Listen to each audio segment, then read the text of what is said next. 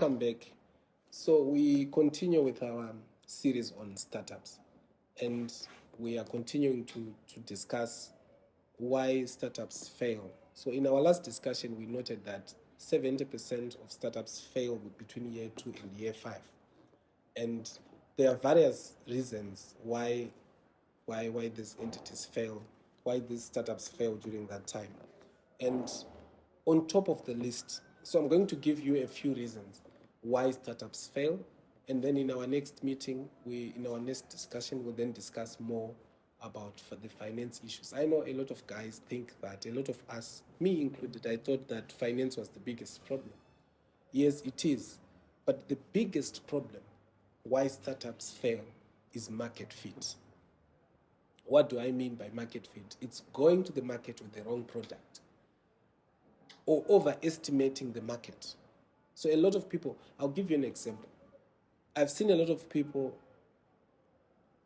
in this country, a lot of people love to do poultry projects. They love to do this chicken business, to do the pig business. And I've seen that a lot of people, they raise their chickens. For 6 weeks, they raise their chickens. And they have one big problem, the market. After 6 weeks, they go to the market, and a lot of these guys, they end up doing bush marketing. And I'm sure a lot of us can testify that we've been forced by a lot of these guys to buy chickens when we didn't need them. Why is that? Because people keep these chickens as a business without identifying a market. So at the end of the day, they will then see all of a sudden they've got 200 chickens that need to be sold. When they were doing their projections, they were saying, if I keep 200 chickens times 6, at the end of the month, I have X amount. What they forgot was, where are you going to sell these 200 chickens? So a lot of businesses fail because of that. We are very good at making these projections, but we fail to identify a reasonable market. We fail to identify where we are going to sell. So if you want your business to succeed, you have to identify a market first. Where are you going to sell? Because if you don't have anywhere to sell this product, if you don't have a taker for your product, then you are wasting your time. You end up with all these products. I myself I have actually been a victim, or not we can't say a victim, but I've also flouted this rule. I've, in so many instances, brought a product where I didn't have the market, and I tried to sell, and at the end of the day, you end up with a lot of stock that you didn't want, and that business fails. Then after market fit, that's when we have finance. But we'll speak more about finance in the next episode. What we want to speak about now is something different, something called operations. That is the other issue that has been the major reason why these businesses fail, these startups fail. Because all we have are projections when we start. When it comes to operations, when it comes to running a business, a lot of people have no skills. I'll say this, I've got an example. A few days ago, I was having sort of a meeting with two directors of an entity that they started. These guys, they started a cleaning business. And in their business, they actually have clients. They've been cleaning for the past 10 years. This is the career. Cleaning as a business for the past 10 years. But before that, they were employed as cleaners. So this is their expertise. They are good in cleaning. But the key question that I asked them, are you good in running a business? Have you been trained in running a business? So a lot of guys, a lot of us, we have the skills to do the work that needs to be done, to produce the product. But what we don't have are the skills to run this business. And that is where a lot of these startups are failing.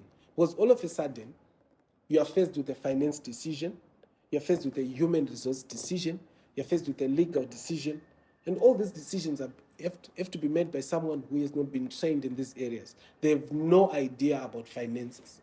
They've not been there. All the finances they know are on a micro basis, are on a personal level.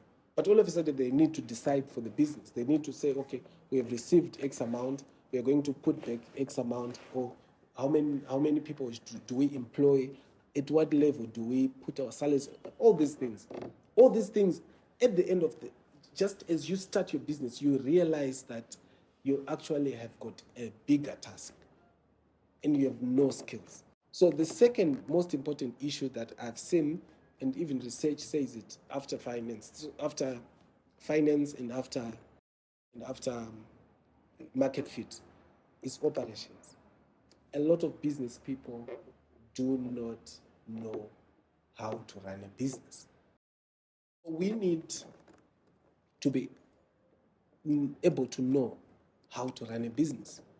You need to be trained. You need to attend trainings. You need to acquire the knowledge, to acquire the skills to run that business. Then the other item, which is also very important, is people. Running a business includes running people, includes employing people, includes managing people. A lot of people don't have those skills. It's a skill. To employ is a skill. You need to employ the right person. You need to employ the right people for the right job. You need to employ for the right reasons. A lot of people, a lot of us, we fail in this aspect. Why? Because we employ our relatives, we employ our friends. And when we get into this business, we realize that these are the same people who run us down. These are the same people who begin to question our very existence. They'll begin to do decisions that are suboptimal. Why? Because they've got this idea that this is ours. They don't know the sleepless nights that you as the entrepreneur suffer. But they will run you down, they will jealous you, they will do all sorts of things, and because they believe that you can't, they trust that you can't fire them. And most of the times you can't. I was having a discussion with one gentleman the other time, and he was telling me about his relatives. They are full in his business and he can't do anything about it. He can't fire them. Because his sisters would then ask him, why did you fire X, Y, Z, and all that and all that. So we need to be very careful about whom we hire. We must hire for the right reasons. We must hire at the right qualification. And you see that a lot of qualified people, if you give them the vision, especially if it's a startup, you give them the vision, and if they identify with your vision and you remunerate them well, at the stage where the business is, a lot of these guys, they can identify with you and they are willing to grow with the business. There are a lot of people like that. And then there are other smaller issues like legal. I've seen a lot of businesses, especially here in Zim, who flout taxation rules. A lot of them, they don't pay their taxes. This is a legal issue. This is a compliance issue. A lot of them, they don't do their annual returns.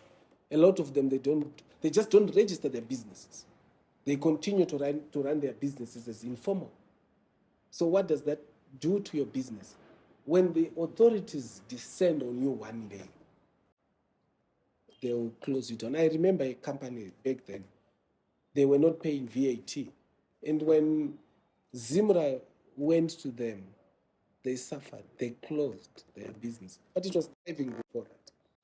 A few days ago, I was actually having a discussion with one gentleman. He was telling me that he had suddenly been informed by Zimra that there's a tax liability that he was not aware of. So these are some of the reasons. Legal is a huge issue. Tax is a huge issue. Or we enter into contracts without navigating the legal aspect. It's very important.